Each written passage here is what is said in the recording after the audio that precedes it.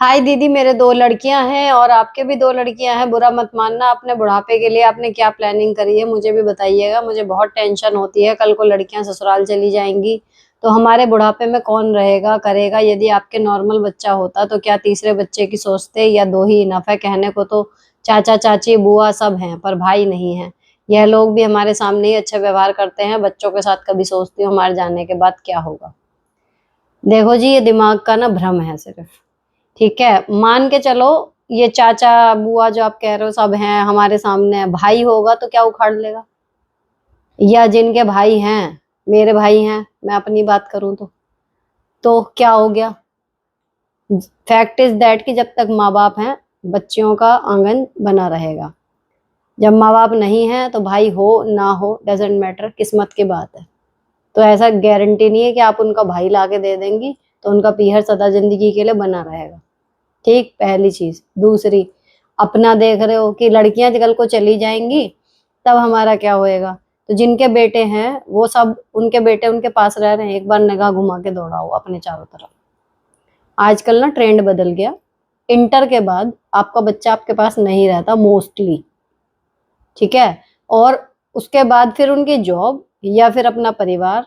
अगर पत्नी आ भी गई तो जरूरी नहीं है आपके साथ तालमेल बैठ जाए, ज्यादातर का नहीं बैठता। तो भाई ये कोई वो नहीं है कि अगर हमारे पास बेटा है तो हमारा बुढ़ापा सिक्योर हो जाएगा, है ना। और अगर बेटा नहीं है तो हमारा बुढ़ापा खराब हो जाएगा। बुढ़ापे में जो आपका साथ देगा वो है दो चीजें। सबसे पहला आपका शरीर, और दूसरा आपका पैसा।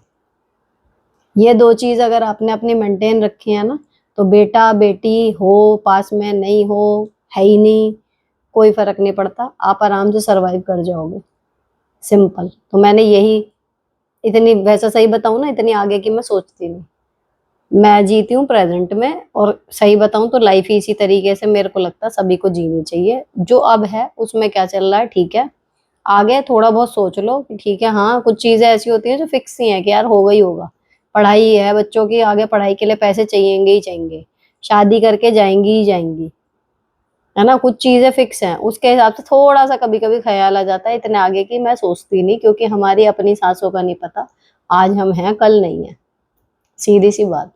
तो भाई जितना आप फ्यूचर को देखोगे सोचोगे रहोगे परेशान, जितना पास्ट में जियोगे उतना भी उदास दुखी खुशी जो भी होता रहेगा। आप जीना सीखो प्रेजेंट में। अब है जो है ठीक है। ये मैंने पिछली बार भी शायद बोला था। मैं ऐसा नहीं कहती कि बेटा जरूरी नहीं है, बेटा भी जरूरी है बेटी भी जरूरी है। अगर किस्मत से दोनों मिल जाएं बढ़िया है, परिवार पूरा हो जाएगा, त्योहारों पर रौनक रहेगी। लेकिन अगर कोई आपके पास नहीं है बेटा या बेटी, आप उसके चक्कर में करें जिद, तो ये किसी समझदार इंसान की पहचान नहीं है। ठीक है, मुझे लगता है ये जिद का या कुछ भी जबरदस्ती मांगने का विषय ही नहीं है। जो प्रभु ने दे दिया कुछ सोच समझ के दिया होगा।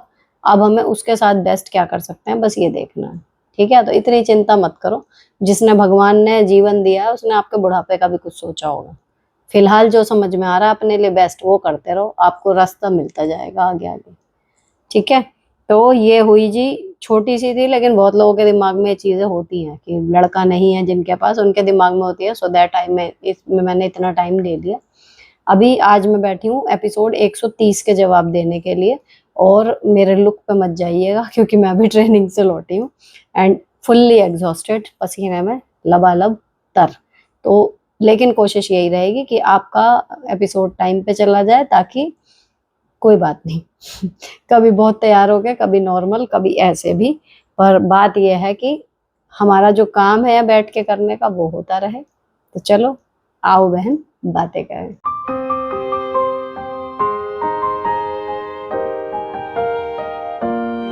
नेक्स्ट दीदी, मैं मायके वालों के व्यवहार से परेशान हूँ। मम्मी भाइयों की शादी से पहले मुझे प्यार करती थी, महत्व देती थी, पर जब से भाइयों की शादी हुई है जाने पर पहले जैसे इज्जत भी नहीं देती। जाओ तो भाई भी मुंह बनाते हैं, उनकी बीवियां आधुनिक हैं। मैं पुराने संस्कारों में पली बड़ी हूँ, या ये कहूँ मम्मी पापा बहुत पाबंदियों में रखते थे, और भाइयों की बीवियों को सभी प्रकार की छूट दी गई है। मैं जाना नहीं चाहती तो बुलाते हैं, और जाने पर अपमान करते हैं। मुझे क्या करना चाहिए। देखो, जो माँ बाप आपके ऊपर अपने उन्होंने अपने तौर तरीके अप्लाई करे ना, आपको अपने माँ बाप के लिए खुश होना चाहिए कि वो बढ़ती उम्र के साथ अपने रिजिड चीज को छोड़कर बहू और बेटे के साथ तालमेल बैठाने के लिए उनको, अपनी बहुओं को सारी वो परमिशन दे रहे हैं। और सही बताऊं ना, अंदर से मन उनका भी नहीं होगा, लेकिन वो भी दिमाग से खेल रहे हैं कि भाई अपना बुढ़ापा सही रखना है, अपने परिवार में कलह नहीं करनी है, बहुओं से नहीं बिगाड़ेंगे, बेटों से भी बनी रहेगी, ये सोच के ज्यादा खींचातानी करोगे क्या होगा, बहू बेटा अलग हो जाएंगे। वो इस तरीके से सोच रहे हैं। ठीक है, अब आप अटकी हुई हो अपने पुराने जोन में, आप भी बदलो, आप भी आधुनिक तरीके से अपना पहनो ओढ़ो। जो पाबंदियां आप पे लगी हुई थी अब वो हट गई हैं, तो आप अपने तरीके से जो करना चाहती हो वो करो। रही बात ये कि अगर बुलाते हैं और फिर अपमान करते हैं, तो यही दो शब्द वहां बोलो ना कि यही करने के लिए बुलाया था क्या। एक दो बार कन्फ्रंट कर लो ना कि या तो भाई बुलाओ मत, अब बुला रहे हो तो फिर इस तरीके से बेइज्जती मत करो। ठीक है ना, तो एक आध बार क्लियर बातें कर लो। और दूसरी चीज कि अब जो बदलाव आ रहे हैं, आप अपने माँ बाप के पॉइंट ऑफ व्यू से सोचो कि उनके लिए वो वही ठीक है, इसीलिए वो ऐसा कर रहे हैं। आपको खुश होना चाहिए। कल को वो अपने बहुओं के साथ तालमेल ना बिठा पाए, तब आप फिर यहीं पर क्वेश्चन पूछ रही होंगी कि मेरी भाभी मेरी माँ को सही से नहीं रखती है, बताओ दीदी मैं क्या करूं, मुझे बहुत दुख होता है। तो ठीक है ना, आपकी मम्मी और पापा वहां पर हैंडल कर रहे हैं अपने तरीके से, अपना परिवार बना के चल रहे हैं, आप अपने परिवार में खुश रहो। नेक्स्ट, दीदी मुझे अकेलेपन बहुत महसूस होता है। बेटी 8 साल की है, वह स्कूल चली जाती है, और बेटा 2 साल का है। हस्बैंड बीकॉम पर चले जाते हैं, भी काम होगा। तुम्हें घर का काम करके फोन चलाती हूँ सारा दिन, मुझे अकेलापन फील होता है और मुझे ऐसा लगता है जैसे मुझे डिप्रेशन हो जाएगा। प्लीज रिप्लाई करना इस चीज के लिए, मैं खुद को कैसे किस चीज में बिजी करूँ कि मेरे तो जो यह हालात बन रहे हैं वह ठीक हो सके। सबसे पहले तो आप वॉक शुरू करो। आप घर का काम कर रहे हो, आप फोन चला रहे हो, आप एक्सरसाइज नहीं कर रहे, है ना। और एक्सरसाइज भी जो मैं कह रही हूँ ना, वॉक इसीलिए बोला है, जो वो 10 मिनट वाली स्ट्रेचिंग भी वो घर में ही होती है, वो नहीं। बाहर निकलो, कम से कम 15 मिनट की वॉक करना शुरू करो, सुबह या शाम, जब आपको सूट करे। ठीक है, चाहे अपनी छत पे ही जाके करो, लेकिन बेस्ट ये है कि घर से बाहर निकलो, अपने घर की गली, पास में सड़क, पार्क जो भी हो, वहां पे जाके ना आप सिर्फ, ज्यादा मत एक्सपेक्ट कुछ करो कि क्या होगा क्या नहीं, मैं कैसे निकलूंगी इस लूप से। सिर्फ मेरी ये सलाह मानो, आप 15 मिनट की डेली, एक बार कम से कम, नहीं तो सुबह और शाम दोनों वॉक करना शुरू करो कुछ दिन। उसके बाद मेरे को बताना 8-10 दिन बाद कि कुछ आपको लाइटर फील हो रहा है या नहीं। नेक्स्ट, हेलो दी, कैसे हो? सब कुछ ठीक चल रहा है, पर पुरानी बातें सोचकर मन दुखी हो जाता है। सास ने बहुत परेशान किया था, क्या करूं वो बातें याद ना आए। प्रेजेंट में रहना सीखो।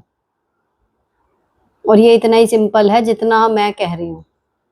हम पर्पजली चुनते हैं पास्ट को, पर्पजली चुनते हैं फ्यूचर को। फ्यूचर की तो एंजाइटी कई बार हो जाती है ऐसी चीज की, कुछ अब हो रहा है, हमें पता है कि आगे अगर अभी ये हो गया तो क्या होगा, थोड़ी देर के लिए हिल जाता है आदमी। लेकिन पास्ट को छोड़ना बहुत आसान है यार, आप ही पकड़ के बैठे हो उसको, वो नहीं पकड़ के बैठा। आप जिस दिन वहां से दिमाग हटाने के लिए सोचोगे, हट जाएगा तुरंत। तो सास ने जो कर लिया कर लिया कर लिया, क्या करोगी सोच के? दोबारा जाओगी टाइम मशीन में बैठ के सास को जो कराया गलत उसको ठीक करोगी? नहीं ना। फिर अब क्या हो रहा है वो देखो, आंख घुमा के कि अभी क्या प्रेजेंट में कंडीशन है। और अगर अभी भी सास आपकी जिंदगी में है और उसने बहुत बुरा किया है, तो जितना गुस्सा है अपना, अभी ये वो नहीं बोलना, नहीं बोलूंगी, कुछ भी जो आपको ठीक लगे, लेकिन अभी प्रेजेंट में रहो। पुरानी चीजों को हटाओ, सॉर्ट करो, उनसे पीछा छुड़ाओ अपना। और ये याद रखना मेरी बात, उन्हें आपने पकड़ा हुआ है पिछली बातों को, वो आपको नहीं पकड़े हुए। आप छोड़ दोगी छूट जाएंगी। नेक्स्ट, हेलो दी, मैं बिहार से हूँ। थैंक यू दी, आपने रिप्लाई किया। बेटे के लिए पूछा था मैंने, हस्बैंड बोलते हैं 4 या 5, जाने दो हॉस्टल में डाल दूंगा। मेरा कहना है क्यों ही डालना है, एक बार स्कूल चेंज करके देखते हैं। मैं दिल्ली में पढ़ाना चाहती हूँ, यहाँ का माहौल अच्छा है ना। कि मैं रहने वाली दिल्ली की हूँ, शादी यहाँ हुई है। मेरी ही गलती की वजह से, प्लीज दी जवाब देना। हमेशा सोचती रहती हूँ, वो किसी के साथ ठीक से बात नहीं करता, ना लड़कियों से ठीक से बात करता है क्लास में, और अब तो मेरा गला भी पकड़ने लगा है। प्लीज दी जवाब देना, मैं वेट करूंगी। परेशान हो गई हूँ। आप जो करना चाहिए उसके लिए आपने कोशिश शुरू कर दी है ना। अगर आपको लग रहा है, देखो वैसे तो ऐसा तो है नहीं कि बिहार से, हमारे यहाँ के जितने भी अभी तक मैं अधिकारियों से मिली हूँ ना, आधे से ज्यादा बिहार से ही आए हैं। कॉम्पिटिटिव एग्जाम निकाल लेते हैं वहां के लोग इजिली।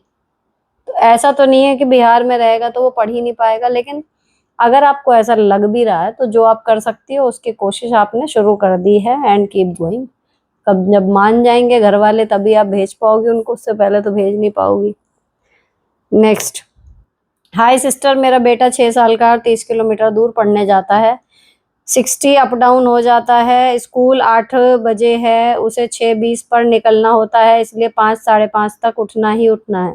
2 बजे छुट्टी होती है, बस से जाता है पर काफ़ी थक जाता है और पढ़ाई कैसे अभी उर्दू रह जाता है, बट कमज़ोर भी हो गया है। सब कहते हैं दूसरी जगह पास में लिखवा दो, फीस बहुत महंगी है, सीबीएसई बोर्ड है, इतनी इनकम नहीं है, पर हस्बैंड कहते हैं मैं कर लूँगा, उसकी फ़िक्र तुम मत करो, वो अकेला नहीं जा रहा है अब, जबकि आसपास के 2-4 गाँव में अकेले वही जा रहा है वहाँ। मुझे क्या करना चाहिए? फोर्सफुली दूसरे स्कूल में डालना चाहिए या उसी में रहने दूँ? इतनी लंबी बात आपने लिखी है, मुद्दा सिर्फ इतना है कि आपका बच्चा जो अभी शेड्यूल है उसका वो बहुत हेक्टिक है और आपको लग रहा है, सब कह रहे हैं स्कूल चेंज करा दो, जब आपको भी लग रहा है तो करा दो चेंज। खर्चा भी आपके हस्बैंड कह ही रहे हैं, इसमें इतना क्या परेशान होने की या समझ ना आने वाली बात कुछ है ही नहीं इसमें, क्लियर है। आई होप आपको सुन के क्लियर हो गया होगा। नेक्स्ट, हेलो मैम, मेरी फ्रेंड लव मैरिज करना चाहती है था, बट उसका बीएफ बोल रहा है मेरे पेरेंट्स नहीं मानेंगे, हम भागकर शादी कर लेते हैं फिर मान जाएंगे। पेरेंट्स का एक ही लड़का है, मेरी फ्रेंड को समझ नहीं आ रहा क्या करूं, प्लीज आंसर देना जरूरी। भागकर शादी कर लें? अभी भैया देख लो, भाग के शादी करने के लायक वो लड़का है इतना रिलायबल जो शादी के बाद की जिम्मेदारियां समेट ले? क्योंकि भाग के शादी कर ली, उसके बाद जब तक आपके परिवार आपको एक्सेप्ट नहीं कर लेंगे तब तक आप दोनों को ही अपनी जिंदगी पूरी तरीके से संभालनी पड़ेगी, हर तरीके से। चाहे वो फिर इस टाइम के बीच की प्रेगनेंसी हो या कोई फाइनेंशियल क्राइसिस हो, तो अगर वो इस लायक है कि अपने दम पे अपनी गृहस्थी पाल लेगा, इतने पैसे वो कमाता है, इतना मेंटली मेच्योर है कि फैमिली को हैंडल कर लेगा, तो ये डिसीजन ले आपकी सहेली। नहीं तो भाग के शादी करना कोई समझदारी तो है नहीं, रिस्क है बहुत बड़ा, ठीक है ना? तो वो रिस्क कैलकुलेटेड लो। मैं हमेशा कहती हूँ लाइफ में रिस्क लेने से मत डरो, लेकिन कैलकुलेटेड लो कि अगर इसमें जो मैंने सोचा है वो नहीं हुआ, उसका जस्ट उल्टा हो गया तो क्या होगा और उसको क्या मैं झेल पाऊंगी, तो ले लो, ठीक है ना? तो भैया देख लो वो लड़का करता क्या है, कैसा है, संभाल लेगा तो कर लो। बात तो यही है कि कर लोगे, बाद में तो मान ही जाएंगे फिर घर वाले।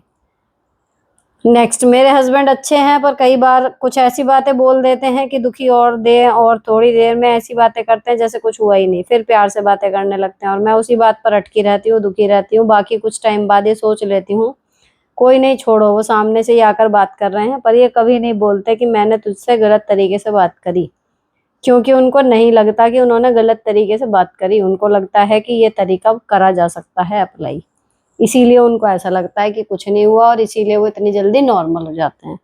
जब वो नॉर्मल हो जाते हैं तब आप भी नॉर्मल टोन और नॉर्मल शब्दों में उन्हें एक बार क्लियर कट एहसास कराइए अपनी बातों को बता के कि आपको जब वो इस तरीके से बोलते हैं तब कैसा लगा।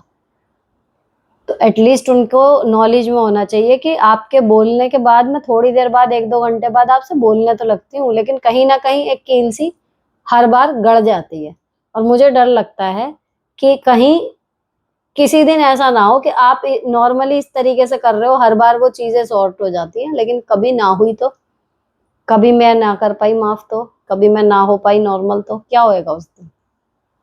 तो आप मतलब ये जो बोल रहे हो, अगर आपको लग रहा है कि कुछ ऐसा स्पेशल नहीं है तो मैं आपको बता दूं कि मेरे लिए स्पेशल है और मुझे परेशान कर भी रहा है। उनको पता तो हो, कई बार उन्हें आइडिया ही नहीं होता जो आपको परेशान या दुख देने वाली बात कर रहे हैं कि आपको इतना परेशानी हो भी रही है। फिर दो कंडीशन होंगी, या तो वो उस चीज को फिर अवॉइड करेंगे अगर वो बिल्कुल अनकॉन्शियसली करते हैं, और अगर वो पर्पजली करते हैं कि इसके पहले मजे लूंगा उसके बाद फिर अपना ये है कि हाँ हाँ हाँ हाँ, फिर बोल दिया आराम से कि बोल तो जाती है। अगर वो पर्पजली आपको अपमानित ही कर रहे हैं, उनको मजा आता है उस चीज में, वो फिर करेंगे, और हो सकता है वो और ज्यादा करें कि हाँ भाई तुझे बड़ा बुरा लग रहा तब तो मैं और करूंगा। तब आपको वही बात गुस्से में कहनी पड़ेगी कि हर बार चीजें सॉर्ट नहीं होती, कई बार हो जाता है कि सॉर्ट नहीं हुई, फिर ये लंबा भी चल सकता है, कलेश होएगा, मैं भी दुखी होंगी लेकिन इस बार फिर आप भी होगे। थोड़ा सा उनको मतलब चाहे माइल्ड या फिर थोड़ा सा रिजिड, लेकिन उसे अगले को पता होना चाहिए कि भाई जो वो कर रहा है वो एक्सेप्टेबल है नहीं, वो हम कर रहे हैं एक्सेप्ट, हमारी बड़ी दरिया दिली है। नेक्स्ट, हेलो दी, मेरे पिताजी और भाई जब मुझे पैसों की मदद लेनी होती है तो बहुत मीठा बोलते हैं, और जब मतलब निकल जाता है तो सीधे मुंह बात भी नहीं करते। छोटी बहन के आते जाते रहते हैं, लेना देना भी अच्छा करते हैं, और साल में एक बार जाती हूँ रक्षाबंधन पर। ना ही मेरे, नहीं पति या बच्चों के हाथ पे 10 रुपए भी रखते। मैंने ये बात अपनी बहन से बोली 2-3 बार, तो कहने लगी कि मैं परेशान रहती हूँ इसलिए मुझे देते हैं, और आए दिन गोल्ड का कुछ ना कुछ बनवा लेती है। कहती है मैं परेशान हूँ, कोई पैसे नहीं देता, मैं क्या करूँ, उनसे मतलब रखना छोड़ दूँ? मतलब रखना मत छोड़ो, लेकिन पैसे की मदद करना बंद कर दो। कितना ही प्यार से बोले आप भी उतना ही डबल प्यार से बोलो। मुंह का प्यार रखो, पैसों का बंद कर दो, ये तो पैसे नहीं है। Hello Sunita the, please don't skip my question. मेरी शादी को 11 साल पूरे हो गए हैं, तब तो ज्वेलरी चढ़ी थी, वो मेरे इन-लॉज ने मेरी नंद को दे दी जब उसका छूछक गया था, ये कहकर कि उसने ही इसमें पैसे दिए थे बनवाने में। फिर मैंने बाद में लड़ झगड़ कर अपने लिए फिर से बनवा ली थी हस्बैंड ने इन-लॉज की कमाई में। मैंने सब चीजें सास के पास रखी हुई हैं, फेस्टिवल पर नखरे में देती है, मांगने पर पहनने के लिए। अब दिक्कत यह है कि मेरी सास बहुत लड़काई करती है, लड़ाई चीज देने के टाइम। क्या मैं अपनी ज्वेलरी जो मुझ पे चढ़ाई थी अपने पास रख सकती हूँ? मैं ही अकेली बहू हूँ। बिल्कुल रख सकते हो, बिल्कुल।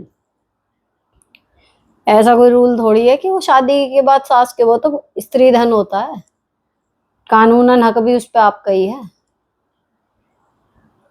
साड़ी का लिंक, साड़ी मुझे ये जो अभी मैंने इनकी पहनी है ना, इनके लिंक में कुछ प्रॉब्लम आ रही थी, भी क्रिएट हो गई है, तो मैं इसका वो आएगा, क्या बोलते हैं, पूरा हॉल वीडियो आएगा जस्टिफाई हुए, और इंस्टाग्राम पे रील्स वगैरह अब आनी शुरू होंगी कल परसों से या कल से। तो मतलब जब आप देख रहे हो तब तो आज से ही कहना चाहिए मुझे। और उसमें आपको लिंक मिलेंगे, अब ये जितने भी मैंने रिसेंटली पिछले दिनों में पहने हैं सूट या साड़ी, ठीक है। नेक्स्ट, हस्बैंड अच्छे हैं लेकिन जब कोई बहस हो तो कहते हैं तू मेरे मम्मी पापा से बात करने का फोन पर दिखावा करती है। मैंने बोल दिया मैं तो दिखावा कर लेती हूँ, वो क्यों नहीं कर लेते दिखावा, जबकि मेरे इन लॉज ने मुझे बहुत परेशान किया, अलग कर दिया, 2 बच्चे हैं, डिलीवरी टाइम पे, प्रेगनेंसी टाइम, कोई फाइनेंशियली या मेंटली हेल्प भी नहीं की, सब मायके वालों ने किया, फिर भी हस्बैंड को हम गलत और उनके माँ बाप ही अच्छे लगते हैं। लगने दो, अब किसी के लगने को छुटा तो तुम सकते नहीं। लेकिन ये तो आपने जवाब सही दे ही दिया मेरे स्टाइल में, तो बताने के लिए कुछ है नहीं। जब वो कह रहे हैं कि नाटक करती है तो कि मैं नाटक तो कर लेती, तुमसे तो वो भी नहीं होता। तो सही है, बिल्कुल सही जा रहे हैं। हेलो सुनीता जी, मेरी सास चाची सास है, मेरी ताई सास की बहू है, मेरी जेठानी है, मेरी देवरानी, सब लोग मिलकर बताती हैं कि वह उनके पति को भी काम नहीं करते, एक बोतल भी उठाकर डर से धर नहीं रखते, अपने हाथ से लेकर पानी भी नहीं पीते कभी। लेकिन मेरे हस्बैंड ऐसे नहीं है, वह मेरी बहुत हेल्प करते हैं, जिस चीज को वह लोग भी थोड़ा जानती हैं कि मेरे हस्बैंड मेरी हेल्प करते हैं, इस चीज से सब चिढ़ते हैं और वह अपने हस्बैंड की तारीफ करती हैं या बुराई पता नहीं बोलती है। हमारे हस्बैंड तो कुछ भी नहीं कराते, पता नहीं कैसे आदमी होते हैं जो औरतों का सारा काम कर देते हैं। इस चीज से मेरी सास मेरे को बहुत घूर घूर के देखती है, सबके साथ बैठते हुए, उन सबके सामने मैं अपने हस्बैंड के बारे में बता भी नहीं पाती हूँ कि हाँ वह मेरी हेल्प कराते हैं, क्योंकि वह इस चीज को गलत समझती हैं। आप प्लीज इस बारे में कुछ बताएं कि मुझे ऐसे लोगों के साथ कैसे हैंडल करना चाहिए। सिंपल बोलो कि भैया मेरे आदमी के तो सारे कल पुर्जे सही काम कर रहे हैं, शरीर के साथ दिमाग के भी, तो उसको समझ में आती है कि घर जो है वो 2 लोगों का है और दोनों लोग मिलके उसमें कर सकते हैं। बात यह है कि अगर आप वर्किंग नहीं हो ना, तब ये ज्यादा चीज एलिगेशन आते हैं, क्योंकि एक चीज हुई, देखो घर को रन करने के लिए एक उसको संभालने वाला बंदा चाहिए जो घर के मैनेज करे चीजों को, जो बाहर से आ गई। अब जो चीजें बाहर से आई हैं उन्हें लाने के लिए चाहिए होते पैसे। तो अगर आप वर्किंग होती हैं तो यह है कि भाई पैसे कमाने में मैं उनकी भी तो मदद कर रही हूँ, तो घर संभालने में वो मेरी नहीं कर सकते। लेकिन जब आप होम मेकर होती हैं तब ये बात उतनी जोरदार नहीं लगती सुनने में। फिर बात ये आ जाती है कि वो जैसे वो मिसेज मूवी में कहता ना कि मैं क्लिनिक में काम करता हूँ, तुम मेरी हेल्प करने आती हो क्या? मैं अपना काम खुद ही करता हूँ ना, तो तुम अपना काम खुद करो। तब डिफरेंस ये आ जाता है कि भाई पैसे कमाने में मैं सिंगल हैंडेडली कमा के ला रहा हूँ ना, तो फिर घर तू सिंगल हैंडेडली क्यों नहीं संभाल सकती? और कहीं ना कहीं आपको शायद बुरी लगे, लेकिन बात है भी, बात है भी ये। अगर हमने बिल्कुल आधा आधा बांट लिया तो फिर कर दे ठीक, नहीं भी करे तो फिर औरत की जिम्मेदारी बन जाती है कि भाई मेरा काम है घर संभालना, तो मैं ऐसा संभाल के दिखाऊं कि बढ़िया लगे बिना किसी की मदद के। तो वो उस चीज को ही पॉइंट आउट कर रही है। लेकिन अगर आप होम मेकर भी हैं और आपके हस्बैंड हेल्पफुल हैं तो उस चीज के पक्ष में आपको बोलना आना चाहिए। अगर बात ये है, देखो, बोलना क्या, मैं तो कहूँगी अवॉइड ही कर दो, क्योंकि आप उनके सामने अपना पॉइंट प्रूव कर रहे हो, कहीं ना कहीं उनको पता होगा कि आपके हस्बैंड हेल्प करते हैं, है ना। अपनी चिढ़ को, अपने कहना चाहिए चुभन को कि मेरा पति मेरी हेल्प नहीं कराता, उसको कम करने के लिए वो आपके पति को या जो काम करा देते हैं अपनी पत्नियों के साथ उनको थोड़ा नीचा दिखा रही है। एग्जैक्ट वो है इसके लिए कहावत, जैसे कि अंगूर खट्टे हैं, खुद को नहीं मिले ना तो इसलिए अंगूर खट्टे हैं। तो अगर आपका मन है जवाब देने का तो जवाब दो यही कि भैया जिसको नहीं मिलता वो ऐसे ही गाता है, कल को भैया भी हेल्प कराने लगे, मजा तो आपको भी आएगा बस। या फिर किस्मत है अपनी अपनी, मैंने पूर्व जन्म में मोती दान करे होंगे जो मुझे ऐसे पति मिले कि हाँ वो मेरी हेल्प कराते हैं, नहीं होती सबके इतनी अच्छी किस्मत। जो चीज आप किसी चीज को एंजॉय कर रहे हो तो उसको खुल के ग्रेसफुली एक्सेप्ट करो ना कि हाँ मेरी किस्मत अच्छी है यार, मेरे तो मजे हैं। मेरी नौकरी को कितने लोग कहते हैं कई बार कि यार तुम्हारे तो मजे हैं। तो मैं ये नहीं कहती अरे कहाँ मजे, इतने बजे जाओ इतने बजे आओ, इतना परेशान है, इतनी मेहनत है। मन में आती है कि भाई मजे दिख रहे हैं तुम्हें, सिर्फ पैसे दिख रहे हैं जो महीने में मिलते हैं, मेहनत नहीं दिख रही है, वो यूट्यूब हो या वहां की हो, है ना। तो वो मन में एक बार को आती है, लेकिन मैं अब हर एक को प्रूव करती फिरूंगी क्या। तो जब कोई कहता है ना मजे हैं तो मैं एग्जैक्ट मेरा एक वो होता है कि भगवान मेरे तो मजे हैं ही, मतलब या तो मेरे तो मजे हैं मैं ये भी कह देती हूँ। और अगर कोई नौकरी को या उसको कहता है ना कि मजे हैं तो मैं हमेशा ये कहती हूँ कि जैसे मजे मेरे आ रहे हैं सबके आए, तुम्हारे भी आए, जो सामने खड़ा होता है उसको बोल देती हूँ। अगर उसकी भी सरकारी नौकरी लग जाती है तो कौन सा मेरे अकाउंट से पैसे जाने वाले। तो अगर जवाब देना है दे दो, नहीं देना है मत घुसो इस डिस्कशन में, मुद्दा क्या है। अपने मन को समझाने के लिए सिर्फ सिंपल है कि भैया अंगूर खट्टे हैं, ये कहावत याद कर लेना तो गुस्सा नहीं आएगा, उन्हें करने दो चिट चैट और चुपचाप बैठ के मजे लो उनकी बातों पे। नेक्स्ट दी मेरी छोटी छोटी बातों पर गुस्सा हो जाती है, फिर अपना खाना खुद बनाती है, बेटियों से रोज बात करके मेरी बुराई करती है, कहती है इस बहू के कारण बीमार रहती हूँ, फोन पर कहती है इसके कारण मेरा मन नहीं लगता घर में और घर बर्बाद कर दिया इसने। फिर बाद में मुझे बोलती है मेरी बेटियों को पता होना चाहिए कि तू कितनी खराब औरत है, तेरी वजह से मैं मरूंगी, प्लीज रिप्लाई दी। ऐसा आप क्या कर रही हो उनके साथ हैं। और जब वो ऐसा कुछ कहें तो आप सिंपल बोल दो कि माँ जी आप मरो वरो मत, अगर मेरी वजह से इतनी प्रॉब्लम है हम अलग हो जा रहे हैं, आप अलग रहो लेकिन खुश रहो स्वस्थ रहो। ये बोझ अपने सिर पर कोई नहीं लेना चाहेगा कि हमारी वजह से कोई परेशान हो। मैं भी आप नहीं परेशान कर रही लेकिन वो परेशान हो रही है ना, जैसे ज्यादातर केसेस में बहुओं का आ रहा है कि सास अपने पॉइंट ऑफ व्यू से जा रही है लेकिन बहू का जीना हराम हुआ पड़ा। और मोस्टली केसेस में सास को अंदाजा भी नहीं है कि वो कितना टॉर्चर उसको कर रही है। हो सकता है आपकी साइड से भी कुछ जारी हो इस तरीके की चीज है कि उस अगली का जीना मुश्किल लग रहा है उसको। तो आप सिंपल ये है कि माँ जी मरो वरो मत, परेशान मत हो, बीमार मत हो, इससे अच्छा अलग कर दो, ऐसे तो ऐसे ठीक। नेक्स्ट, हेलो दी मेरी शादी को 15 साल हो चुके हैं, मैं अपने हस्बैंड को, मेरा डिवोर्स हो चुका और मैं एक सिंगल मदर हूँ, मेरे 2 बच्चे हैं, एक बेटी एक बेटा। 5 साल पहले मेरी लाइफ में एक ऐसा इंसान आया जिससे मुझे प्रपोज किया, मुझे भी बहुत अच्छा लगा, मुझे नहीं पता था वह शादीशुदा है, कुछ समय बाद मुझे पता चला, मैंने उसे शादी के लिए प्रपोज किया, वह मुझसे शादी नहीं करना चाहता, अब मुझे 5 साल का रिलेशन के बाद धोखा दे रहा है, मैं क्या करूं, प्लीज दी हेल्प करो मेरी। मुझे ये नहीं समझ में आता कि आज के जमाने में हमें कैसे नहीं पता लगता कि अगला शादीशुदा है, उसके बच्चे हैं नहीं हैं। ये पुरानी फिल्मों की कहानियां होती थी, सोशल मीडिया का दौर है, आप प्रोफाइल खोल के देख लोगे किसी की, लोकेशन पता लग जाती है, उसका कॉलेज ये वो, कितनी ही उसने फर्जी सूचनाएं लिखी हुई हो, आप उसकी फ्रेंड लिस्ट देख लो, दुनिया भर की चीजें हैं यार। 5 साल में आपको यही नहीं पता चला कि अगला शादीशुदा है। इतनी बड़ी बेवकूफी जब करी है तो आप डिजर्व कर रहे हो अब कि भाई इतनी बेवकूफी है तो अब उसकी सजा भी हमें भुगतनी पड़ेगी। जो इमोशनल ट्रॉमा अब आपको हो रहा होगा वो मैं समझ सकती हूँ, लेकिन अब जितना हो सके नहीं, बिल्कुल हाथ खींचो वहां से, वरना चीजें बद से बदतर होंगी।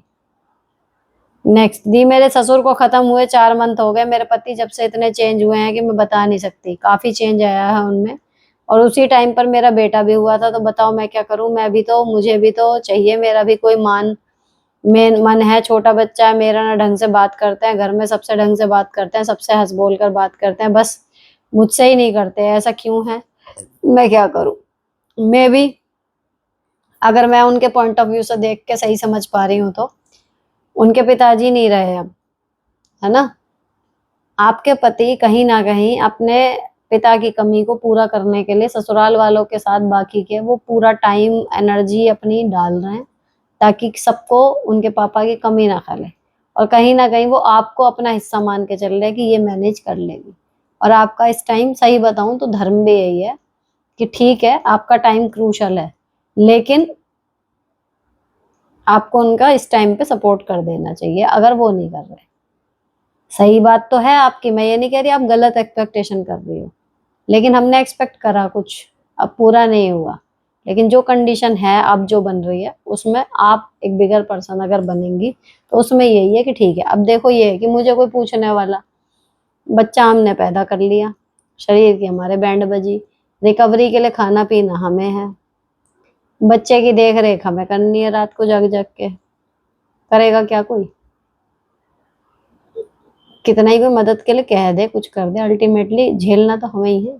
झेल लो थोड़ा बहुत जो कर रहा है। अब आप इस चीज को लेकर परेशान रहोगी तो दिमाग में और उलझन आ जाएगी और मामला खराब होएगा। तो वो वही कर रहे होंगे कि भाई मेरा पिताजी नहीं है, तो कहीं ऐसा ना लगे घर में वो नहीं रहे, बस वो इसलिए उधर ज्यादा ध्यान दे रहे हैं। थोड़े दिन में सब सही हो जाएगा, अगर आप ठीक रही। अब आपने इस चीज पर डाल दिया कलेश, तो फिर चीजें बदलेंगी और निगेटिवली बदलेंगी। नेक्स्ट दी, अगर हस्बैंड ही अपॉर्चुनिस्टिक हो, कोई बात शेयर करो तो बाद में उसी का ताना मारे, कोई हमदर्दी नहीं, केवल फिजिकल रिलेशन बचा है उनकी तरफ से, तो बातें तो वो भी करते होंगे, जब तानों का दौर चले तो आप भी ताने मारो। नेक्स्ट सुनीता जी, आपने पिछले एपिसोड में कहा कि बहू को अलग कर दो, पर मेरे बेटे पर डिपेंड हूँ। मेरी छोटी बेटी मंदबुद्धि है, 26 साल की है, और मैं हाथ पैर से लाचार थी कि 2 पैसे कमा के मैं अपना खर्चा चला सकूं। फिर मैं कैसे अलग कर दूं बहू को। तो फिर तो आपको एडजस्ट करना पड़ेगा उसके ऊपर। आप सास हैं, लेकिन जमाने भर की बहुएं भी तो एडजस्ट इसीलिए कर रहे हैं क्योंकि उनका अलग कोई वजूद नहीं है, वो डिपेंड है फैमिली पे, पति पे। इसीलिए वो अपने, जो बिल्कुल उनका कहना नहीं चाहिए कि किसी शक्ल देखने को मन नहीं कर रहा, उसके वो पैर पड़ रही है। तो सेम कंडीशन आपके साथ है, आप अपने बेटे बहू पर डिपेंड हैं, तो कहीं ना कहीं वो कुछ गलत भी कर रहे हैं, तो आपको लेने के अलावा आपके पास कोई ऑप्शन है नहीं, है ना। तो फिर एडजस्ट ही करो। और दूसरी चीज वही है भाई, कहीं ना कहीं से कोई रास्ता अगर निकलता दिखे तो फिर सही है, लेकिन अगर रास्ता है ही, एक चॉइस है ही नहीं, तो फिर क्या करोगे। मेरी बेटी 5 साल की पढ़ाई में अच्छी है, पर होमवर्क नहीं करती, लर्न का ज्यादा नहीं करती, तो उस पर कितना ध्यान देना चाहिए कि वो पढ़ाई में और अच्छी रहे। 5 साल की है बहन। मैं अपनी भी गलती बता रही हूँ ना इसमें, जब अपने बच्चे होते हैं ना, ये हर माँ बाप कर रहा है। यहाँ तक जहां तक मैं बता रही हूँ, ये हर माँ बाप करता है शुरू में, 100 में से 100 लाने की कोशिश। इतना पेलेंगे उस बच्चे को, भूल जाएंगे हम अपने टाइम पे क्या कर रहे थे, उसको लगे पड़ा है भाई नहीं मेरा बच्चा 99% 0.99 भी लाएगा। टॉपर चाहिए सबको अपने घर में।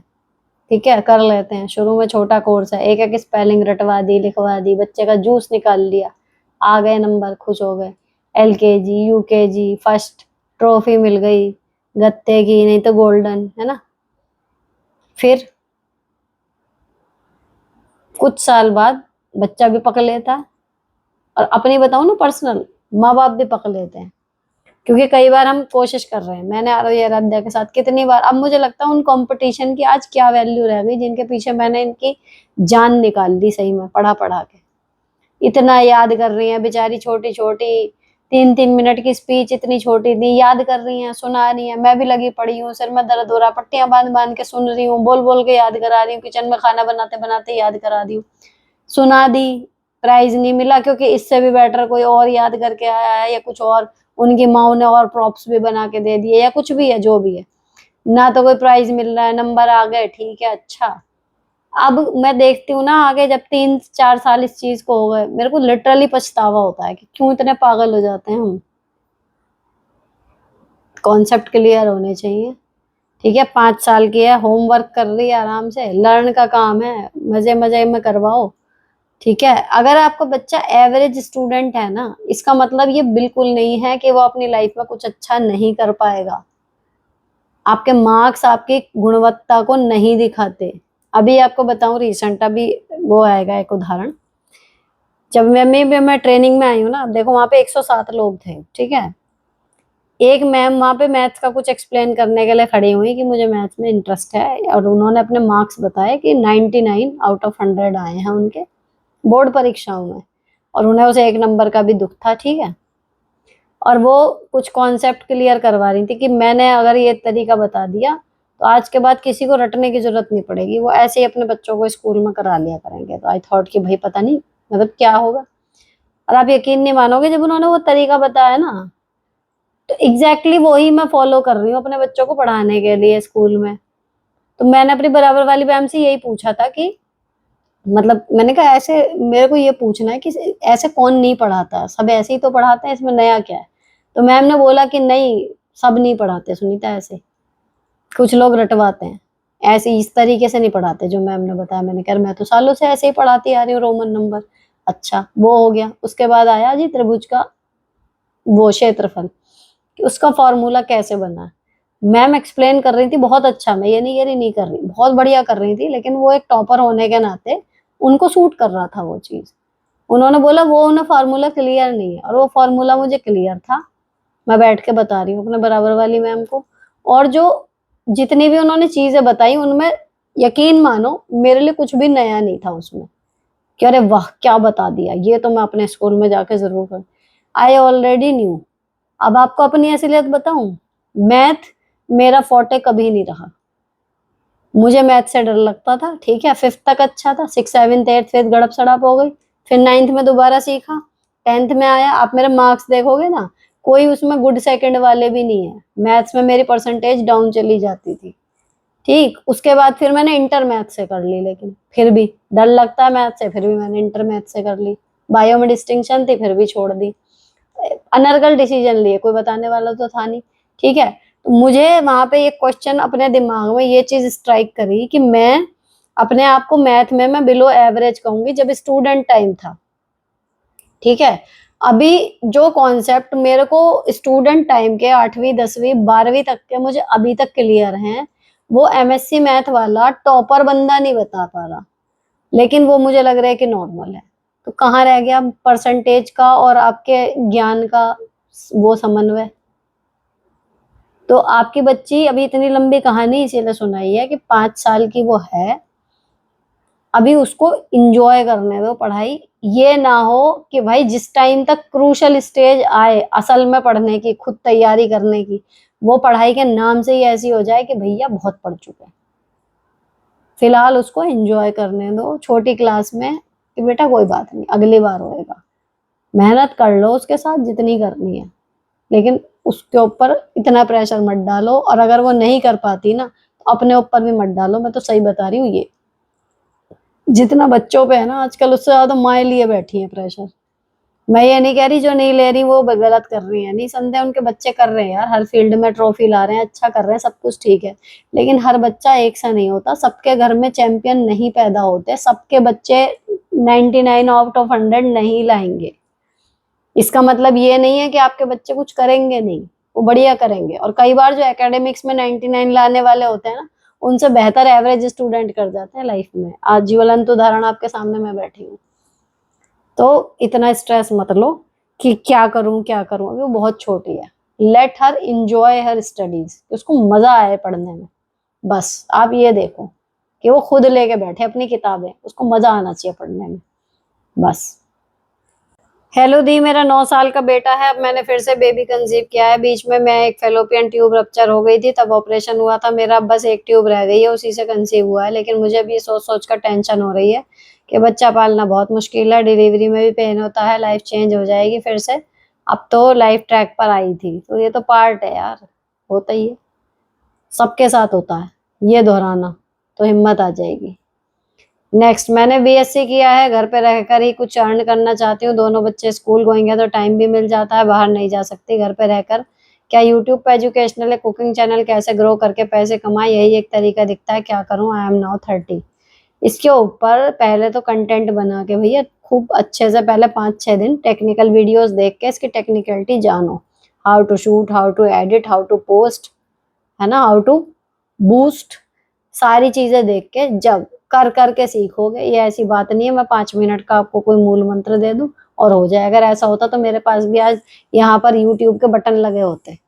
कोई मूल मंत्र नहीं होता इसका, एक प्रोसेस है जो आप कर करके आपको समझ में आएगा। नेक्स्ट दी मेरी प्रिंसिपल से मैंने टर्मिनेशन के बाद कहा कि मैम मुझे आपसे बात करनी है, पर वो मुझसे बात नहीं करना चाहती। मैं जब भी फ्री पीरियड में मिलना चाहती हूँ तो वो राउंड पर आ जाती है। व्हाट टू डू, वो मुझसे बात नहीं कर रही। मैं अपोलॉजी करना चाहती हूँ बट आज वो दूसरे टीचर ले सेइंग डेमो के लिए मुझे बहुत दुख हो रहा है।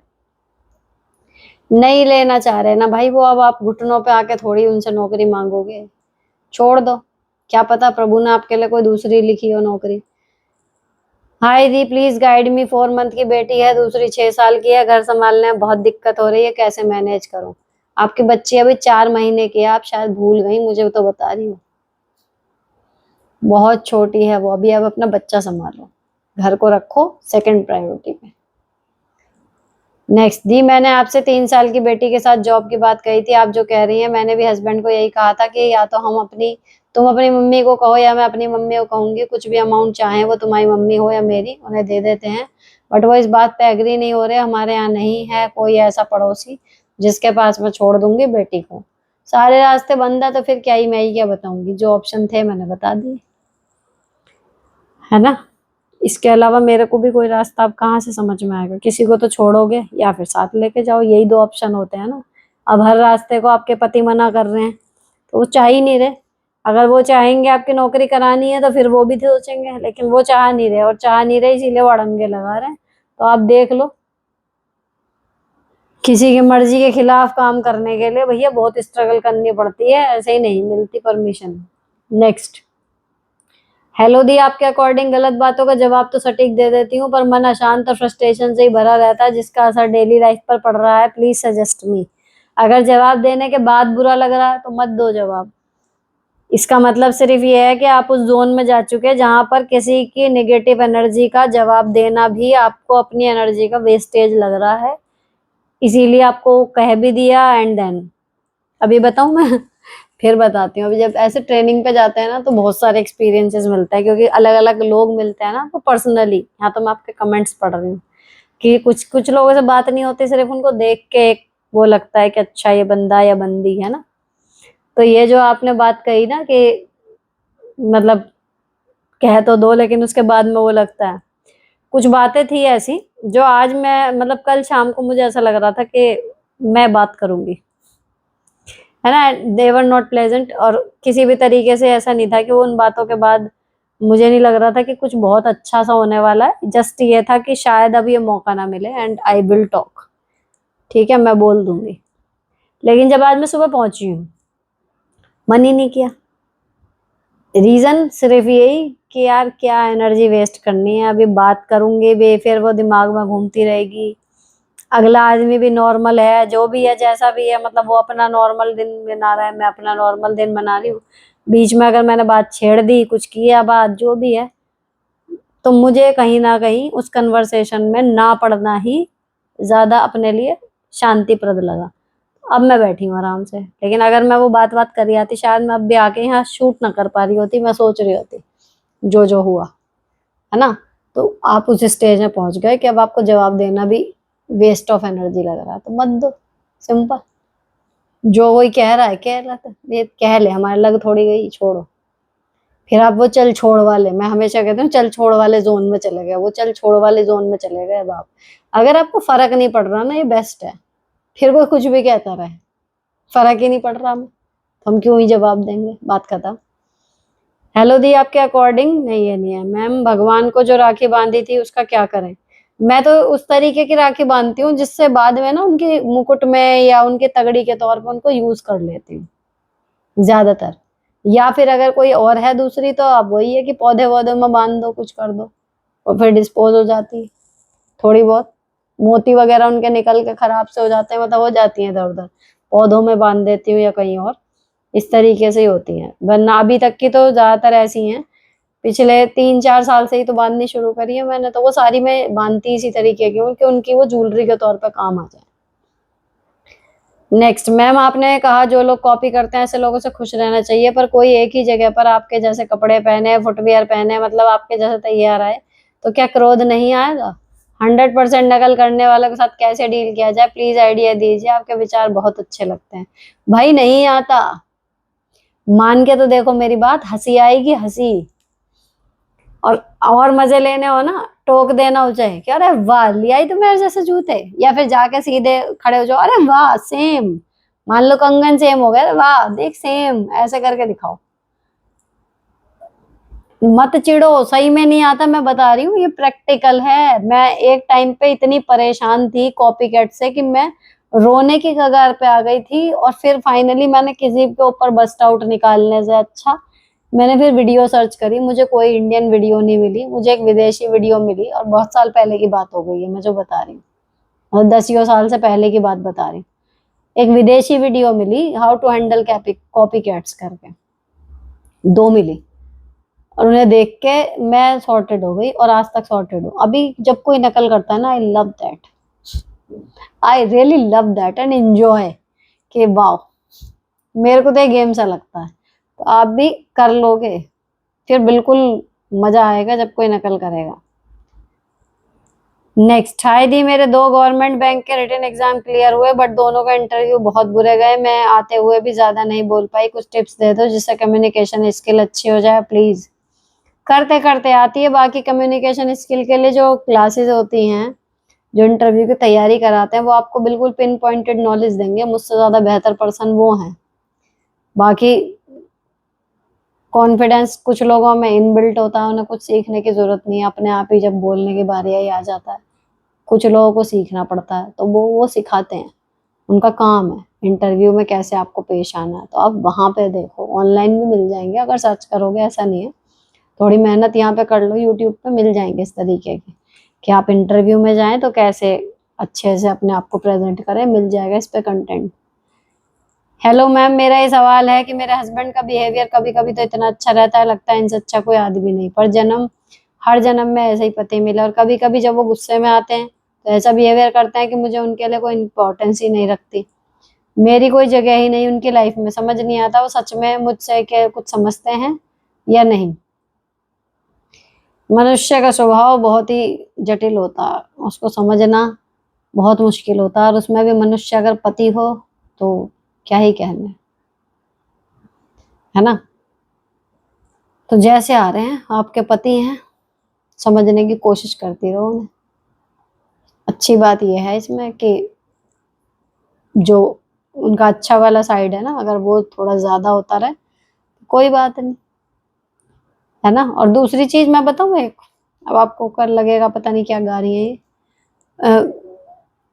हमें क्या लगता है कई बार ना कि ये अब बंदा हमसे प्यार करता है, मेरा पति हमसे प्यार करता है, फिर हम उससे कोई डिमांड रखते हैं, उसने पूरी कर दी, फिर हमने फिर कोई डिमांड रख दी, फिर उसने वो पूरी कर दी, करता गया, 10 हमने डिमांड रखी, उसमें से उसने 8 पूरी कर दी, 9 उसने झक मार के पूरी करी, 10वीं को उसने मना कर दिया, 10वीं में हम कह रहे हैं उफ, हमारे तो इसकी लाइफ में कोई वैल्यू ही नहीं है। या फिर उसने 9 जो पूरी करी वो छोटी छोटी थी, और 10वीं कहीं ना कहीं उसके और आपके घर वालों के बीच में क्लैशेज या कुछ और, वहां उसने आपको लेट डाउन कर दिया बस। तो ग्रेटफुल ये रहो कि अगर आदमी 10 में से 8 चीज या 9 चीज या 7 चीज पूरी कर रहा है और 3 चीज छोड़ रहा है, तो मान के चलो यार वो भी इंसान है, उसको आपने प्यार में बांध लिया या वो आपसे प्यार करता है, इसके मतलब ये नहीं है कि वो गुलाम बन गया, आप जो कहेंगी जब कहेंगी जैसा कहेंगी वो वैसा करेगा, तभी तक उसका प्यार साबित है। उसको अपने हर टास्क पे अपना प्यार साबित करना पड़ रहा है ना, कोई भी थक जाता है ऐसे। थोड़ा सा इस पे अपने ऊपर भी काम करना कि ऐसा तो नहीं हो रहा, क्योंकि होता है ये, सोच के देखना पॉजिटिवली एक बार। नेक्स्ट, हेलो मैम, मेरी भाई की एंगेजमेंट हुई है, भाभी से कभी कभी बात होती है, भाभी ने एक दिन पूछा कि आपके घर में कैसे कपड़े पहन सकते हैं, मैंने सूट के लिए बोला, पर जब भाई को पता लगा तो बोलता है कि तू तो जीन्स के लिए बोल देगी तो क्या हम पहनने देंगे उसे, तो अपनी भाभी को बिगाड़ रही है, बहुत बुरा लगा। रिश्तों को कैसे हैंडल करूं, प्लीज गाइड। कुछ हैंडल करने की जरूरत नहीं है, आपको जो सही लगा आपने बोल दिया, भाई को जो सही लगा आप भाई ने बोल दिया, आगे के लिए मत बोलना। आगे के लिए भाभी पूछे कि क्या पहनते हैं तो कह देना कि भाई मम्मी या भाई से पूछो, वो ज्यादा बेटर है, पिछली बार बताया था तो थोड़ा गड़बड़ हो गया था, तो I am not the right person to ask. Next, दी मेरी जेठानी हमेशा टॉन्ट करती है मुझे और मेरे बच्चों को किसी फंक्शन में या कहीं भी मिलते हैं तो कितना भूख लगता है, यहाँ तक कि मेरे 4 दिन के बच्चे को भी नहीं छोड़ा। छठी पे आई थी, उनके बच्चे इतना खाते हैं फिर भी दबले पतले हैं। मैं जवाब इसलिए नहीं देती कि झगड़ा ना हो। दी रिप्लाई, एक वर्ड में मुंह तोड़ जवाब कैसे दूं? आगे से मुझे मेरे बच्चों को ऐसा ना बोले, प्लीज आंसर, एक वर्ड में कैसे जवाब दें? कितना भूख लगता है, ये बोलती हैं। हम्म, एक वर्ड में आंसर देना है आपको, है? फंक्शन में मिलते हैं जब बोलते हैं कि कितना भूख लगता है, अब आप उन्हें क्या कह सकती हो, क्या कहोगी? उनको ये बोलना, जब आप कह रही हो ना कि उनके बच्चे इतना खाते हैं, तो उनके हाँ में हाँ मिला के अपने बच्चों को बोले करो कि भैया हाँ बेटा इतना नहीं खाते, देखो भाई कितना कम खा रहा है, उतना ही लो बस, उससे ज्यादा नहीं। हो गई कंपैरिजन। और 4 दिन के बच्चे को जो कह रही है वो दिमाग से पैदल है, तो आप थोड़ी समझदारी का वो दो परिचय। लेकिन जो थोड़े बड़े बच्चे हैं ना, उनके खाने को कहें, देखो भाई कितना कम ले रहा है ना, उतना ही लो। आप भी उनके बच्चे की थाली की तरफ पॉइंट कर दो एक बार। नेक्स्ट, दी मेरी सास अपने पेंशन से बड़े जेठ जेठानी एंड उनके बच्चों का पूरा खर्च उठाती है, फिर भी बड़ी जेठानी उनको खाना देने में किचकिच करती है। नाश्ता 12 बजे देती है, इसीलिए मैं अगर खाना बना के सास को दूं तो मेरे सामने तो ले लेती है, बट पीठ पीछे उस खाने का मजाक बनाकर उसे फेंक देती है। ना दूं तो विक्टिम कार्ड खेलती है, कोई ध्यान नहीं देता मेरा। क्या करूं, खाना देना कंटिन्यू रखूं या छोड़ दूं? छोड़ दो, आगे मैं पढ़ ही नहीं रही, छोड़ दो। मैंने वीडियो बनाई थी ना, बिना मांगे ना दो, सलाह मदद पैसे या समय। हेलो दी, मेरा सवाल सास ननद को लेके है। मेरी सास ने ननद को शुरू से ही मेरे साथ टॉक्सिक बनाया, आज का हाल यह है, मेरी ननद काफी टॉक्सिक हो चुकी है। मुझे काफी बर्थडे या एनिवर्सरी विश नहीं करती, कभी भाई के लिए रक्षाबंधन पे और बर्थडे गिफ्ट देती है, एनिवर्सरी विश करती है, मुझे नहीं, सिर्फ मुझे दुखी करने के लिए। मेरे मुंह पे ही काफी गलत बोलती है। हस्बैंड कुछ नहीं बोलते, मैं बात भी नहीं करती, अब अपने फर्ज निभाती है और खत्म। क्या करूं, काफी परेशान हूँ। जब कोई ऐसे करता है ना कि हमारे आदमी से बोल रहा है, हमसे नहीं बोल रहा, मेरे को लगता है ऐसे लोग है ना बीच में घुस जाना चाहिए, फिर बात करनी चाहिए जबरदस्ती। एनिवर्सरी विश कर रही है, बीच में घुस जाओ, कह रहे मुझसे ही तो हुई थी शादी, मेरे को भी तो करो विश। खाली अकेले इनकी शादी थोड़ी हुई थी। और अगर वो इतनी जलील है कि बात करने का मन नहीं करता, तो ऑलरेडी वही है कि बात खत्म हो चुकी है, अपनी जिम्मेदारी निभा रही हो, चलने दो, आएगी जाएगी, मिलेगी चली जाएगी। ऐसे ऐसे बधाई लेके क्या करोगी? अगर उसने कह भी दिया भाभी हैप्पी एनिवर्सरी, तो आपको क्या लग रहा है हो जाएगी उसके कहने से आपकी हैप्पी एनिवर्सरी? वो तो वैसे ही होनी है ना जैसी होएगी। तो मतलब कुल मिला के क्लियरिटी लाओ माइंड में कि उसके कहने भर से कुछ बदल जाएगा? नहीं बदलेगा तो ना कहे, अपना आ रही है जा रही है मिल रहे है। और जब मजा आएगा तभी, जब आपको उसके आने जाने या खाली अपने भाई को विश करने से फर्क पड़ना बंद हो जाएगा ना, आप मस्त रहोगी, तैयार होकर घूमो खूब। उस टाइम पे जब आप उससे तो बात करनी थी, वो आपसे बात नहीं कर रही, फोन कॉल कर लो, टीवी जला के बैठ जाओ, मजे करो। उसको खुद बन रही, तब उसको लगेगी ये चीज, चलो मैं आई हूँ और उसको फर्क ही नहीं पड़ रहा, चाय नाश्ता बना के दे दिया ना, चिल करो। बैठना है ही नहीं आपको, क्योंकि वो आपसे बात नहीं कर रही, आप उससे बात नहीं कर रहे। तब उसको मतलब उसको भी ये लगने लगेगा ना फिर कि यार अच्छा हम बैठे हैं, फर्क ही नहीं पड़ रहा, हम इसको निग्लेक्ट कर रहे हैं, इसे तो रो नहीं रही है, तो दुख नहीं हो रहा। तब आएगा मजा। तो ऐसे ऐसे बधाई लेने का क्या मतलब, जिसको पता है कि जिसके मुंह से नहीं निकल रही उसके मुंह से निकल भी गई। जो लोग टाइप कर देते ना हैप्पी बर्थडे हैप्पी एनिवर्सरी, उनमें से कितने लोग दिल से लिख रहे हैं?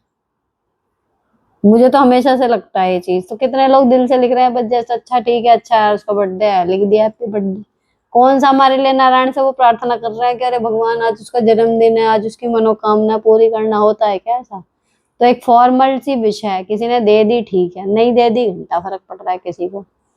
ज्यादा मत सोचा करो। हेलो मैम, मैं जब भी अपने पति से अपनी कोई बात शेयर करती हूँ, चाहे वो हमारी पर्सनल बात है, वो कहते हैं मम्मी को बता दूंगा, और बता भी देते हैं। फिर सास मुझसे लड़ाई करती है तो मुझ पर हंसते हैं। जब अपना ही पति ऐसा करे तो बहुत दुख होता है। मत बताओ ना फिर उन्हें। एक बार हो जाती है गलती, उसे बार बार क्यों कर रही हो? उसे मत बताओ ना ऐसे आदमी को, फिर भले वो पति हो। नहीं बताओ। नेक्स्ट दी, आज मैं अपनी प्रिंसिपल से मिली ये रीजन जानने के लिए कि उसने मुझे क्यों टर्मिनेट किया। उससे बात करने पर उसने मुझ पर सारे एलिगेशन झूठे लगाए। उसने कहा कि आप बच्चों से तू कह के बात करते हो, आपका बिहेवियर स्टाफ के साथ ठीक नहीं है, क्लासरूम मैनेज नहीं कर पाते, ब्ला ब्ला। मुझे गुस्सा तो बहुत आया, बट मैं चुप रही और मैं सब कुछ सुनकर अपनी सीट से उठकर आ गई। मैंने कोई आर्गुमेंट नहीं किया, मैंने ठीक किया। एक्चुअली दी, वहां पर सफाई देने का कोई फायदा नहीं जहाँ पर हमारे बारे में झूठ बोला जाता हो। मुझे बहुत दुख हो रहा है, मेरे साथ ही ऐसा क्यों हुआ? मैं इस सिचुएशन में खुद को कैसे संभालूं? अब मिड ऑफ सेशन कहाँ पर नौकरी ढूंढूंगी पता नहीं। मुझे बहुत दुख हो रहा है, पता नहीं मैं इस मेंटल ट्रॉमा से कैसे बाहर आऊंगी। जो उन्होंने 3-4 बातें बताई हैं ना, सबसे पहले पॉजिटिवली अपने आप को देखो और ये देखो कि क्या ये बात सही है। क्या आप क्लास में तू करके बात करती हो? क्या आपका स्टाफ के लोगों के साथ सो कॉल्ड जो गलत बिहेवियर है, उनको लग रहा है उसमें गलती हो रही है? स्टाफ के लोगों से भी बात करो, अपने फीडबैक लो, पॉजिटिवली लो उस चीज को और उन चीजों पे काम करो। रही बात ये कि मिड सेशन में काम कहाँ मिलेगा? मुश्किल होएगा, लेकिन नामुमकिन नहीं होएगा, मिल जाएगा। भगवान जी से बात करो, सबसे बड़े कहना वो ही हैं। सृष्टि के चलयमान जो कर रहे हैं सारी चीजें, ऐसी चीजें जो हमें लगता है ना इम्पॉसिबल है, उनके लिए चुटकियों का काम होता है। लेकिन कहीं भी दूसरी जगह जाओगे तो दोबारा सेम चीज ना हो। इन चीजों पर काम करो जो आपकी कमियां उन्होंने गिनाई है, ठीक है? और फिर जॉब के लिए अपना एक बार सब जगह घूम लो, जहां जहां आपको करनी है रेज्यूम लगा दो। आपकी किस्मत पलटा खा गई ना, आपको बीच सेशन में भी मिलेगी, ऐसा नहीं है। नेक्स्ट दी, मेरे स्कूल में पॉलिटिक्स चलती है। 4 फीमेल टीचर प्रिंसिपल की फैमिली से हैं और वो स्कूल भी नहीं आती। लेकिन जब मैं कभी नहीं जाती तो वो टोकते हैं और सारे काम भी स्कूल के करवाते हैं, जिससे मुझे चिढ़ होती है। कैसे इस पॉलिटिक्स को हैंडल करूं? मेरी हाइट भी कम है, जिससे वो मेरा मजाक भी उड़ाते हैं और मुझे कुछ नहीं समझते। मैं क्या करूं? तब सरकारी वो है क्या स्कूल?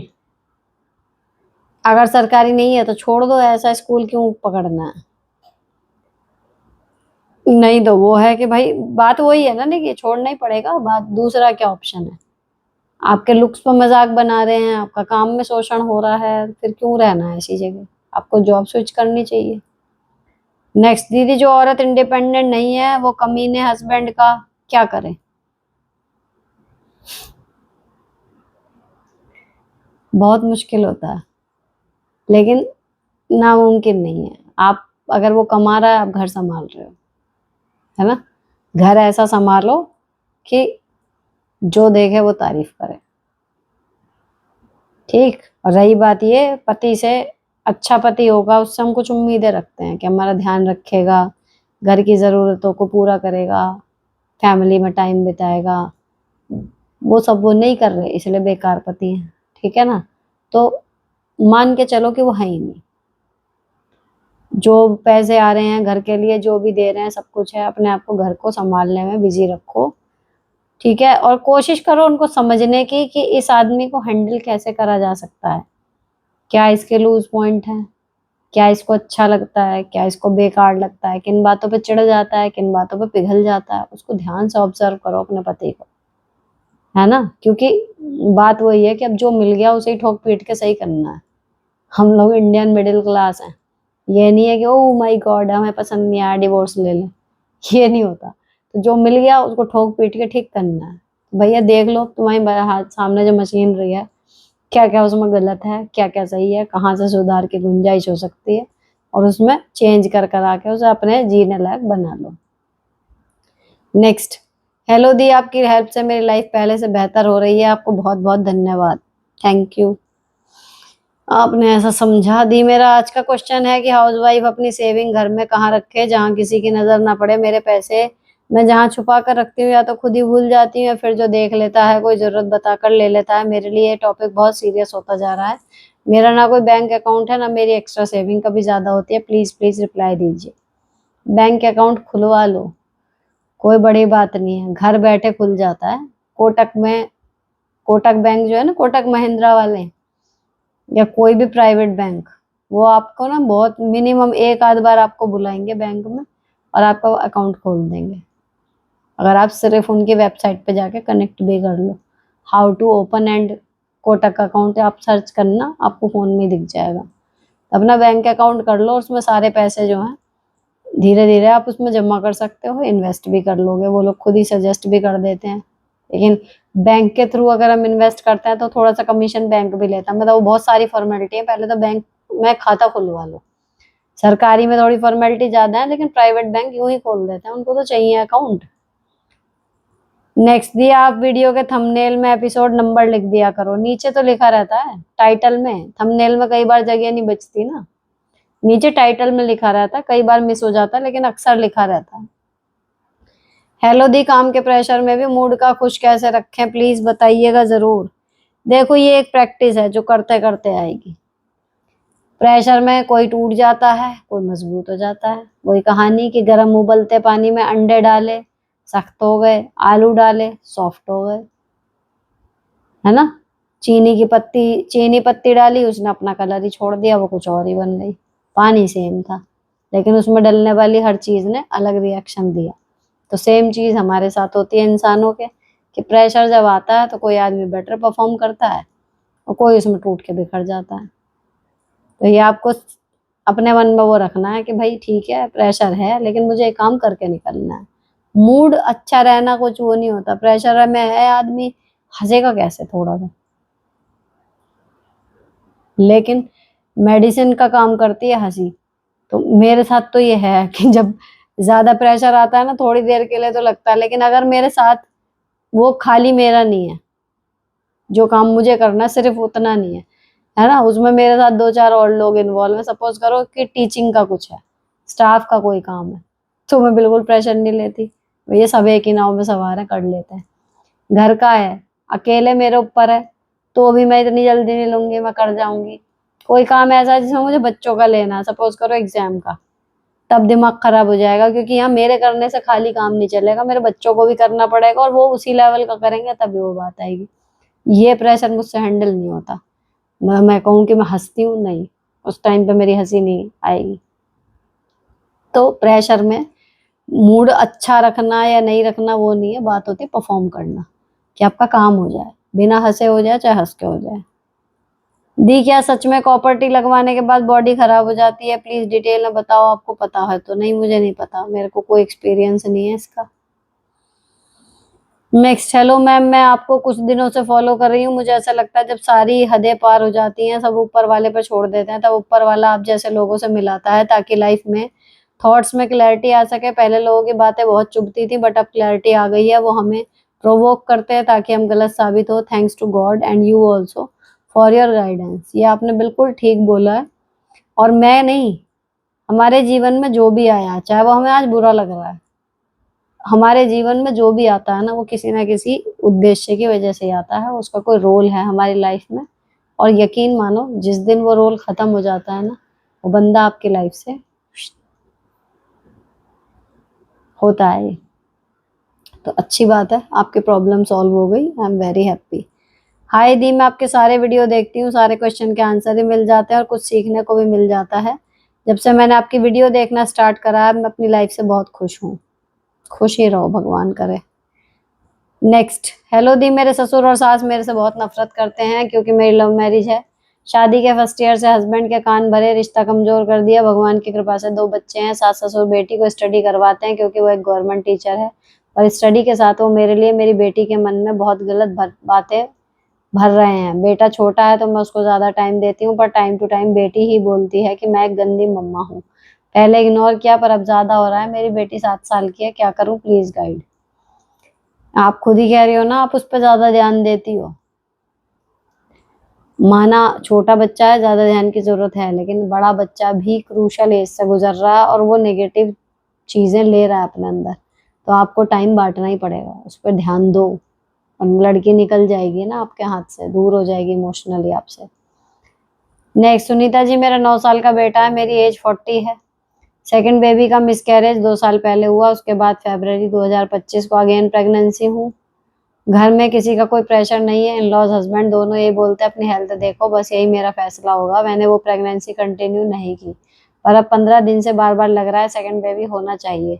दूसरों को देखकर लगता है, डॉक्टर ने बोला था एक बेबी ठीक है, सेकंड बेबी में प्रॉब्लम होगी, कमी भी आ जाएगी, तो मुझे क्या करना चाहिए? जब डॉक्टर ऐसा कह रहे हैं तो मेरी सलाह तो यही है कि जो है हाथ में उसको अच्छे से संभाल लो। नेक्स्ट, हेलो दी, सास और ससुर ने नाक में दम करके, सास कुछ करने नहीं देती, बोलती है कुछ नहीं करती, और ससुर हस्बैंड के कान भरती रहती हैं और हस्बैंड मुझे ही सुनाते हैं। प्रेगनेंसी के लिए ट्रीटमेंट ले रही हूँ, इतना स्ट्रेस नहीं बर्दाश्त होता, प्लीज़ कुछ सजेस्ट कीजिए, लव यू दी। कोई इलाज नहीं है, जिस घर में बुढ़े पागल हो जाए ना, उस घर का तो भैया कुछ नहीं हो सकता। बच्चा हो तो उसे समझा भी दें, हैं। अब आपका जो इनफर्टिलिटी का चल रहा है ना, जिस तरीके की कंडीशन चल रही है, आपको जल्दी आराम भी नहीं लगने का उसमें इतने स्ट्रेस के साथ। तो पहले वन बाय वन एक एक करके इन चीज़ों पे ही काम करो। अपने हस्बैंड के साथ रिश्ते जितने हो सके ठीक रखो, भले वो कान भर रहे हैं या नाक भर रहे हैं उनकी, ठीक है। उसके साथ कोशिश करो टर्म्स आपके ठीक बने रहें, है ना।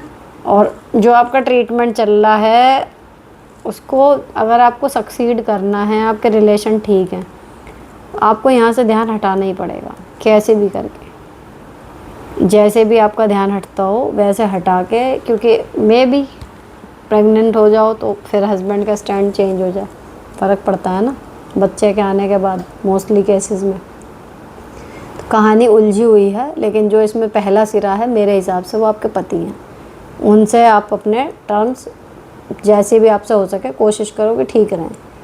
दीदी नमस्कार, मेरी शादी को 34 साल हो गए, मुझे 2 बेटे हैं।